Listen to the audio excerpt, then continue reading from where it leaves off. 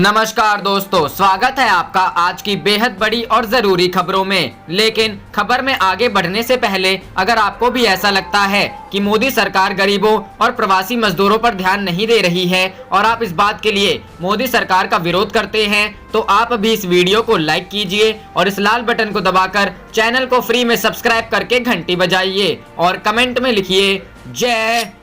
रुख करते हैं पहले खबर की तरफ। औरंगाबाद रेल हादसे पर राहुल गांधी बोले, मजदूरों के साथ ऐसे व्यवहार पर हमें शर्म आनी चाहिए। संजय निरुपम ने भी दिया बड़ा बयान। जी हां दोस्तों, महाराष्ट्र के औरंगाबाद में हुए हादसे कांग्रेस के पूर्व अध्यक्ष राहुल गांधी ने ट्वीट करके टिप्पणी की है। राहुल गांधी का कहना है, स्तब्ध हूँ, हमें अपने राष्ट्र निर्माणकर्ताओं के साथ किए जा रहे व्यवहार पर शर्म आनी चाहिए। लोगों के परिवारों के प्रति संवेदना व्यक्त करता हूँ और घायलों के शीघ्र स्वस्थ होने की प्रार्थना करता हूँ। वहीं मुंबई से कांग्रेस नेता संजय निरुपम ने भी टिप्पणी की है। संजय निरुपम ने अपने ट्विटर अकाउंट से ट्वीट करते हुए लिखा कि सुबह 6:30 बजे के हादसे का यह भयावह दृश्य 17 प्रवासी मजदूरों को एक मालगाड़ी ने कुचल दिया। चलते चलते थक के आराम कर रहे थे। औरंगाबाद और जालना के बीच ये हादसा हुआ। जब गरीब मजदूर सरकारों के बीच फुटबॉल बन गए हैं, तब ऐसे हादसे कोई रोक नहीं सकता। अभी भी समय है। रुख करते हैं अगली खबर की तरफ। कोरोना से 99% लोग नहीं डरे, मुकाबला करें, खतरा मात्र 1% को, राहुल गांधी। जी हां दोस्तों, कोरोना वायरस के संकट पर शुक्रवार 8 मई को कांग्रेस नेता राहुल गांधी ने प्रेस कॉन्फ्रेंस की। राहुल गांधी ने कहा कि कोरोना संकट सिर्फ 1% के लिए खतरनाक है, लेकिन 99% के लिए ये डर बना हुआ है। प्रधानमंत्री नरेंद्र मोदी को लोगों से बात कर उनका डर दूर करना चाहिए। राहुल ने इस दौरान मांग करते हुए कहा कि भारत सरकार को लोगों को आर्थिक मदद पहुंचानी चाहिए। हर गरीब मजदूर के खाते में पैसा डालने की जरूरत है, लेकिन सरकार ऐसा करने से डर रही है। राहुल बोले कि ये वक्त रिस्क लेने का है। कांग्रेस नेता ने कहा कि केंद्र सरकार सोच रही है कि अगर तेजी से पैसा खर्च करना शुरू कर देंगे तो रुपए की हालत खराब हो जाएगी, लेकिन सरकार को इस वक्त रिस्क लेना होगा क्योंकि जमीनी स्तर पर पैसा पहुंचाना जरूरी है। सरकार जितना सोच रही है उतना हमारा समय बर्बाद हो रहा है। कोरोना संकट को लेकर बनाए गए पीएम केयर्स फंड के लिए राहुल गांधी ने कहा कि इसका ऑडिट होना जरूरी है। जनता को पता होना चाहिए कि कितना खर्च हुआ है और फंड में कितना पैसा आया। इसी के साथ राहुल गांधी ने आरोग्य सेतु ऐप का सोर्स खुले में रखने की बात कही। राहुल गांधी ने कहा कि इस वक्त सरकार लोगों का डर नहीं दूर कर पा रही है। आखिर लॉकडाउन कब तक रहेगा? सरकार को लोगों को साफ बताना होगा। कोरोना संकट सिर्फ 1% के लिए खतरनाक है, लेकिन 99% के लिए ये डर बना हुआ है। प्रधानमंत्री नरेंद्र मोदी को लोगों से बात कर उनका डर दूर करना चाहिए। कांग्रेस नेता ने कहा कि भारत में जून और जुलाई के बाद भी कोरोना की रफ्तार बढ़ सकती है, लेकिन इसके लिए सरकार को तैयार रहना होगा। कांग्रेस नेता ने एक बार फिर लोगों के खाते में सीधा पैसा पहुंचाने की मांग की और न्याय योजना लागू करने को कहा है। रुख करते हैं अगली खबर की तरफ। नीतीश पर तेजस्वी का निशाना, मजदूरों को तेलंगाना भेजने का मुद्दा उठाया। जी हां दोस्तों, देश में कोरोना वायरस के संक्रमण की रफ्तार पर ब्रेक लगाने के लिए लॉकडाउन लागू है। विभिन्न राज्यों में फंसे मजदूर अब धीरे धीरे घर वापसी कर रहे हैं, लेकिन देश की अर्थव्यवस्था को वापस पटरी पर लाने के लिए लॉकडाउन के तीसरे चरण में कुछ रियायतें भी दी गई हैं। अब कुछ एहतियात के साथ फैक्ट्रियां खोली जा सकती हैं, जिसके लिए मजदूरों की जरूरत है। इसी वजह से तेलंगाना सरकार ने बिहार से 250 मजदूरों को अपने यहाँ बुलाया है। लॉकडाउन में जब मजदूर वापस आ रहे हैं, ऐसे में बिहार से मजदूरों को काम पर भेजने पर राजनीति शुरू हो गई है। बिहार के पूर्व उप मुख्यमंत्री और आरजेडी नेता तेजस्वी यादव ने नीतीश सरकार पर निशाना साधा है। तेजस्वी ने इस मुद्दे को लेकर शुक्रवार सिलसिलेवार कई सारे ट्वीट किए हैं। तेजस्वी यादव ने अपने एक ट्वीट में लिखा है, बिहार के उप मुख्यमंत्री को गर्व है कि इन्होंने और नीतीश कुमार ने 15 साल में इतना विकास किया है कि अब देश को सबसे सस्ता बिहारी श्रम बेच रहे हैं। राजस्थानी प्रवासी सुशील मोदी को फक्र है कि एनडीए ने 15 वर्षों में बिहार में कोई उद्योग धंधा स्थापित नहीं कर बिहार का भला किया है। शर्म करो। एक अन्य ट्वीट में तेजस्वी यादव ने सरकार पर निशाना साधने के साथ ही साथ एक अहम सवाल भी खड़ा किया है। तेजस्वी ने लिखा, अगर इन मजदूरों को वहां कुछ होता है तो क्या बिहार सरकार इसकी जिम्मेदारी लेगी? आखिर इतनी जल्दबाजी क्यों? क्या सरकार को उनके स्वास्थ्य और गरिमा का फिक्र और सम्मान नहीं करना चाहिए? यह संवेदनहीनता की पराकाष्ठा है। काश इतनी तत्परता अप्रवासी मजदूरों को वापस लाने में दिखाई जाती। इस मुश्किल दौर में सरकार प्रायोजित रिवर्स माइग्रेशन की यह दुर्भाग्यपूर्ण घटना इनके 15 सालों की असफलताओं का जीता जागता स्मारक है। बिहार के सीएम और डिप्टी सीएम को बिहार वासियों से माफी मांगनी चाहिए कि इनकी 15 वर्षों की विफलताओं के चलते बिहार के हर दूसरे घर से पलायन हुआ है। रुख करते हैं अगली खबर की तरफ। प्रियंका गांधी ने राशन के बाद 1 लाख मास्क लखनऊ भेजा। जी हां दोस्तों, कांग्रेस महासचिव और उत्तर प्रदेश प्रभारी प्रियंका गांधी ने 1 लाख मास्क लखनऊ भेजा है। इससे पहले कुछ दिन पहले उन्होंने लखनऊ, अमेठी, रायबरेली समेत कई जगह राशन और दवाएं भी भेजी थी। पार्टी के प्रदेश मीडिया संयोजक लल्लन कुमार ने बताया कि प्रियंका गांधी ने 1 लाख मास्क भिजवाया है। कल से कांग्रेस के कार्यकर्ता इसका वितरण करेंगे। राष्ट्रीय महासचिव कोरोना महामारी के खिलाफ लड़ाई में काफी सक्रिय है। उनके देखरेख में कई व्हाट्सएप ग्रुप संचालित हो रहे हैं, जिनके माध्यम लोगों की मदद हो रही है। मीडिया संयोजक ने बताया कि लोगों की मदद के लिए लखनऊ, गाजियाबाद, हापुड़, आगरा, फतेहपुर, लखीमपुर, इलाहाबाद समेत 17 जिलों में रसोई घर चलाया जा रहा है। साथ ही साथ हर जिले में जरूरतमंदों को राशन भी बांटा जा रहा है। प्रदेश में करीब 47 लाख लोगों को राशन और खाना पहुंचाया गया है। प्रदेश के बाहर 4 लाख अपने प्रवासी मजदूरों और जरूरतमंदों की मदद की गई है। रुख करते हैं अगली खबर की तरफ। गुजरात और कर्नाटक में रेलवे स्टेशन के बाहर प्रवासी मजदूरों का प्रदर्शन, घर भेजने की कर रहे थे मांग। जी हां दोस्तों, कर्नाटक और गुजरात राज्य में शुक्रवार को लॉकडाउन के बीच अपने अपने राज्य भेजे जाने की मांग को लेकर हजारों प्रवासी कामगारों ने रेलवे स्टेशन और सरकारी कार्यालयों के बाहर प्रदर्शन किया, जिन्हें बाद में पुलिस ने समझा बुझाकर वापस भेजा। सूत्रों के अनुसार कर्नाटक में बेंगलुरु स्थित रेलवे स्टेशन पर 700 से अधिक श्रमिक एक सोशल मीडिया पोस्ट वायरल होने के बाद उमड़े, जिसमें यह अफवाह थी कि उन्हें घर भेजने के लिए निःशुल्क विशेष ट्रेनों का इंतजाम किया गया है, जिसके चलते वे सूरतकल, नंथूर, कुल्लूर और डेरेबिल से पैदल चलकर स्टेशन पहुंचे। कुछ श्रमिकों के हाथों में हम घर जाना चाहते हैं नारे लिखे पोस्टर थे।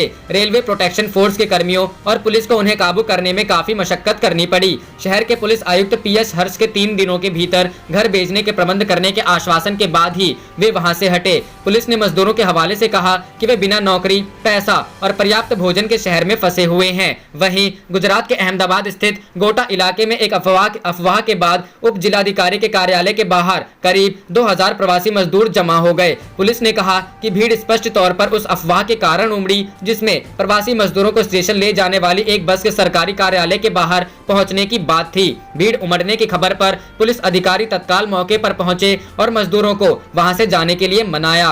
रुख करते हैं अगली खबर की तरफ। बिहार में फंसे मजदूरों, छात्रों और पर्यटकों की घर वापसी का किराया देगी प्रदेश कांग्रेस। जी हां दोस्तों, कोरोना वायरस ने भारत समेत पूरी दुनिया को जकड़ लिया है। मोदी सरकार ने कोरोना वायरस को फैलने से रोकने के लिए देशव्यापी लॉकडाउन कर दिया है। इसके चलते काफी संख्या में मजदूर, छात्र और पर्यटक दूसरे राज्यों में फंस गए हैं। बिहार में भी दूसरे राज्यों के मजदूर, छात्र और पर्यटक फंसे हुए हैं। अब ये लोग अपने घरों को वापस जाना चाहते हैं। बिहार कांग्रेस कमेटी ने बिहार में फंसे मजदूरों, छात्रों और पर्यटकों के घर वापस जाने के लिए ट्रेन का किराया वहन करने का ऐलान किया है। बिहार कांग्रेस पार्टी ने बताया कि बिहार में फंसे दूसरे राज्यों के मजदूरों, छात्रों और पर्यटकों को उनके घर पहुंचाने के लिए प्रदेश कांग्रेस अध्यक्ष मदन मोहन झा के नेतृत्व में अभियान चलाया जाएगा। इसके तहत इनकी घर वापसी के लिए ट्रेन का किराया कांग्रेस पार्टी देगी। बिहार कांग्रेस ने इसको लेकर एक फॉर्मेट तैयार किया है, जिसे बिहार में फंसे मजदूर, छात्र और पर्यटक भरकर जमा कर सकते हैं और घर वापसी के लिए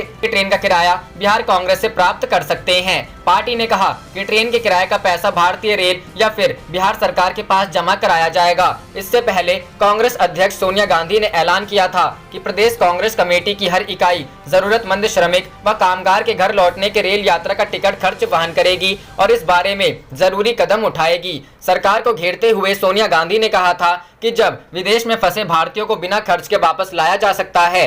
गुजरात में एक कार्यक्रम में सरकारी खजाने से 100 करोड़ रुपए खर्च किए जा सकते हैं और रेल मंत्रालय प्रधानमंत्री राहत कोष में 151 करोड़ रुपए दे सकता है, तो फिर संकट के समय में मजदूरों के किराए का खर्च क्यों नहीं उठा सकते हैं। दरअसल दूसरे राज्यों में फंसे मजदूरों को उनके घर तक पहुंचाने के लिए सरकार स्पेशल ट्रेन चला रही है। जब इन मजदूरों से रेलवे द्वारा किराया लेने की खबर आई तो जमकर आलोचना हुई। रुख करते हैं अगली खबर की तरफ। पैकेज का ऐलान करने से डर रही मोदी सरकार, PM केयर्स का ऑडिट जरूरी, राहुल। जी हां दोस्तों, कांग्रेस नेता राहुल गांधी ने शुक्रवार को कोरोना वायरस के संकट पर प्रेस कॉन्फ्रेंस की। राहुल ने इस दौरान मांग करते हुए कहा कि भारत सरकार को लोगों को आर्थिक मदद पहुंचानी चाहिए। हर गरीब मजदूर के खाते में पैसा डालने की जरूरत है, लेकिन सरकार ऐसा करने से डर रही है। राहुल बोले कि ये वक्त रिस्क लेने का है। कांग्रेस नेता ने कहा कि केंद्र सरकार सोच रही है कि अगर तेजी से पैसा खर्च करना शुरू कर देंगे तो रुपए की हालत खराब हो जाएगी, लेकिन सरकार को इस वक्त रिस्क लेना होगा, क्योंकि जमीनी स्तर पर पैसा पहुंचाना जरूरी है। सरकार जितना सोच रही है उतना हमारा समय बर्बाद हो रहा है। कोरोना संकट को लेकर बनाए गए पीएम केयर्स फंड के लिए राहुल गांधी ने कहा कि इसका ऑडिट होना जरूरी है। जनता को पता होना चाहिए कि कितना खर्च हुआ है और फंड में कितना पैसा आना चाहिए। इसी के साथ राहुल गांधी ने आरोग्य सेतु ऐप का सोर्स खुले में रखने की बात कही। केंद्र सरकार पर निशाना साधते हुए राहुल गांधी ने कहा कि इस वक्त सरकार लोगों का डर नहीं दूर कर पा रही है। आखिर लॉकडाउन कब तक रहेगा? सरकार को लोगों को साफ बताना होगा। कोरोना संकट सिर्फ 1% के लिए खतरनाक है, लेकिन 99% के लिए ये डर बना हुआ है। प्रधानमंत्री नरेंद्र मोदी को लोगों से बात कर उनका डर दूर करना चाहिए। कांग्रेस नेता ने कहा कि भारत में जून और जुलाई के बाद भी कोरोना की रफ्तार बढ़ सकती है, लेकिन इसके लिए सरकार को तैयार रहना होगा। कांग्रेस नेता ने एक बार फिर लोगों के खाते में सीधा पैसा पहुंचाने की मांग की और न्याय योजना लागू करने को कहा। रुख करते हैं अगली खबर की तरफ। उत्तर प्रदेश में 3 साल के लिए खत्म हुए सारे श्रम कानून, कंपनियों को मिले अधिकार, कभी भी कर सकती है हायर और फायर। जी हां दोस्तों, उत्तर प्रदेश की योगी आदित्यनाथ सरकार ने एक अध्यादेश को पारित कर अगले 3 सालों के लिए प्रदेश में सभी लेबर लॉ यानी श्रमिक कानून को निलंबित करने का फैसला लिया है। सूबे में आर्थिक गतिविधियों को तेजी देने और कंपनियों को लुभाने के मकसद से सरकार ने ऐसा किया है। योगी सरकार का मानना है कि इसके जरिए कोरोना के संकट के चलते सूबे में आर्थिक गतिविधियों पर जो विपरीत प्रभाव पड़ा है उससे निपटने में मदद मिलेगी। सीएम योगी आदित्यनाथ की अध्यक्षता में हुई मीटिंग में उत्तर प्रदेश में कुछ श्रम कानून से अस्थायी छूट का अध्यादेश 2020 को पारित किया दी गई है। अब इस अध्यादेश को मंजूरी के लिए राज्यपाल आनंदीबेन पटेल के समक्ष भेजा गया है। इस अध्यादेश में करार के साथ नौकरी करने वाले लोगों को हटाने, नौकरी के दौरान हादसे का शिकार होने और समय पर वेतन देने जैसे 3 नियमों को छोड़कर अन्य सभी श्रम कानूनों को 3 वर्ष के लिए स्थगित कर दिया गया है। यूपी सरकार की ओर से जारी बयान में कहा गया है कि कोरोना से निपटने के लिए लागू हुए देशव्यापी लॉकडाउन के चलते कारोबारी गतिविधियां पूरी तरह से ठप्प हो गई थीं। रुख करते हैं अगली खबर की तरफ। बॉलीवुड डायरेक्टर ने पूर्व पीएम मनमोहन सिंह को किया याद, बोले वह अच्छे प्रधानमंत्री थे। जी हां दोस्तों, बॉलीवुड के मशहूर डायरेक्टर अनुभव सिन्हा अपने बेबाक विचारों के लिए खूब जाने जाते हैं। लॉकडाउन के बाद भी डायरेक्टर अक्सर अपने विचारों को लेकर सुर्खियों में रहते हैं। हाल ही में उन्होंने एक ट्वीट किया है जो सोशल मीडिया पर खूब वायरल हो रहा है। अपने ट्वीट में अनुभव सिन्हा ने पूर्व प्रधानमंत्री डॉक्टर मनमोहन सिंह को याद किया और कहा कि मनमोहन सिंह अच्छे प्रधानमंत्री थे। अनुभव सिन्हा के इस ट्वीट को लेकर लोग खूब कमेंट कर रहे हैं। इसके अलावा डायरेक्टर ने लॉकडाउन से जुड़े कई ट्वीट भी किए हैं। बॉलीवुड डायरेक्टर अनुभव सिन्हा ने अपने ट्वीट में पूर्व प्रधानमंत्री को याद करते हुए लिखा, मनमोहन सिंह जी अच्छे प्रधानमंत्री थे। बता दें कि अनुभव सिन्हा ने इतर ट्विटर पर मनमोहन सिंह का इंडिया हैशटैग भी खूब ट्रेंड कर रहा है। इसके अलावा अनुभव सिन्हा ने लॉकडाउन पर भी अपने रिएक्शन दिया। उन्होंने लिखा, लॉकडाउन से समस्या हल नहीं होने वाली थी, लॉकडाउन करके समस्या सॉल्व करनी थी। बता दें कि डायरेक्टर अक्सर सामसाइक मुद्दों पर बेबाकी से अपनी राय पेश करते हैं। अनुभव सिन्हा फिल्मी दुनिया से ताल्लुक रखने के बाद भी सामाजिक मुद्दों पर बखूबी पकड़ रखते हैं। राजनीतिक मुद्दों से लेकर सामाजिक आर्थिक हर चीजों पर अनुभव सिन्हा अक्सर ट्वीट करते हैं। डायरेक्टर के वर्क फ्रंट की बात करें तो आखिरी बार उनके द्वारा निर्मित थप्पड़ रिलीज हुई थी, जिसमें बॉलीवुड एक्ट्रेस तापसी पन्नू ने मुख्य भूमिका अदा की थी। साथ ही दिया मिर्जा भी फिल्म में अहम भूमिका में नजर आई थी। यह फिल्म पूरी तरह घरेलू हिंसा पर आधारित थी, जिसने लोगों का दिल जीतने में कोई कसर नहीं छोड़ी थी। रुख करते हैं अगली खबर की तरफ। यूपी में शराब की दुकानें खोलने पर सरकार को नोटिस जारी, अब 12 मई को सुनवाई। जी हां दोस्तों, इलाहाबाद हाईकोर्ट ने उत्तर प्रदेश में शराब की दुकानें खोलने के खिलाफ दाखिल जनहित याचिका पर नोटिस जारी किया है और याचिका में उठाए गए बिंदुओं पर राज्य सरकार से जानकारी मांगी है। याचिका पर अगली सुनवाई 12 मई को होगी। यह आदेश मुख्य न्यायमूर्ति गोविंद माथुर एवं न्यायमूर्ति सिद्धार्थ वर्मा की खंडपीठ ने दिया है। अधिवक्ता सुनील चौधरी की ओर से दाखिल याचिका में कोरोना महामारी के कारण लॉकडाउन में शराब की दुकानें खोलने को आत्मघाती बताते देते हुए इस पर तत्काल रोक लगाने की मांग की गई है। कहा गया है कि शराब की दुकानों पर भारी भीड़ न लॉकडाउन के नियमों की धज्जियां उड़ा दी, इससे महामारी के फैलने की आशंका व्याप्त हो गई है। यह भी कहा गया है कि यदि आर्थिक कारणों से शराब बिक्री जरूरी हो तो इसे ऑनलाइन या होम डिलीवरी सिस्टम से बेचा जाए। बुधवार को प्रदेश में महंगी की गई शराब की दुकानें खोलने के साथ ही बुधवार को प्रदेश सरकार ने कैबिनेट बैठक में देशी और विदेशी शराब के दामों में 5 रुपए से लेकर 400 रुपए तक की वृद्धि के प्रस्ताव पर मोहर लगा लगा दी। यूपी के वित्त मंत्री सुरेश कुमार खन्ना ने बताया कि इससे सरकार को इस साल करीब 2350 करोड़ रुपए का राजस्व मिलने का अनुमान है। रुख करते हैं अगली खबर की तरफ। अच्छे लोग अल्कोहल का सेवन नहीं करते, ये बात सिख और अन्य धर्मों के लिए भी है।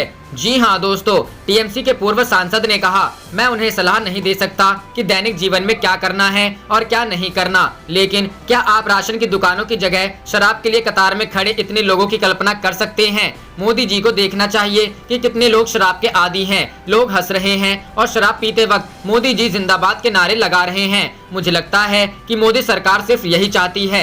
इदरीस अली ने केंद्र सरकार पर प्रवासी मजदूरों का ख्याल रखने में नाकाम रहने का आरोप लगाया। उन्होंने कहा, ये सरकार प्रवासी मजदूरों की सेवा करने में असमर्थ है और जिन्हें जरूरत है उन्हें खाना तक मुहैया नहीं करा पा रही है।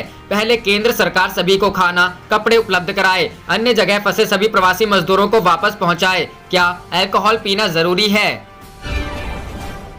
आप देख रहे थे आपका अपना चैनल जय हिंद जय भारत।